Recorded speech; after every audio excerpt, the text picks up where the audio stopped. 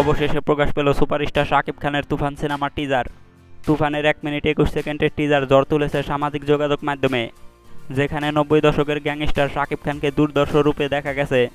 শাকিব খানের অঙ্গীকারনামা পড়তে পড়তে টিজারটি শুরু হয়, যেখানে শাকিব খানকে বলতে শোনা যায় পূর্বের কথা মোতাবেক এখন থেকে পুরো দেশ তুফানের হাতে তুলে দিতে হবে।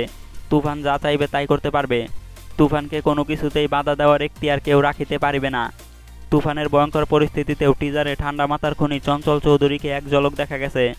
চঞ্চল চৌধুরী তুফানের এসব তাণ্ডবে মোটেও ভীত নন। চঞ্চল চৌধুরীর মুখে তাচ্ছিল্যের হাসি সহ বলতে শোনা যায়, তুফান খুব ভয় পাইছি রে। তুফান খুব ভয় পাইছি রে। তবে শাকিব খান এবং চঞ্চল চৌধুরীর এমন ডায়লগ শুনে মুগ্ধ ভক্তরা। ভক্তদের অনেকেই বলছেন এবার শেয়ানে শেয়ানে টক্কর হবে। অনেকেই আবার শাকিব খান এবং চঞ্চল চৌধুরীর ডায়লগ দিচ্ছেন। এছাড়াও চলচ্চিত্র অঙ্গনের অনেক তারকারা শুভকামনা জানাচ্ছেন এবং প্রশংসা করছেন।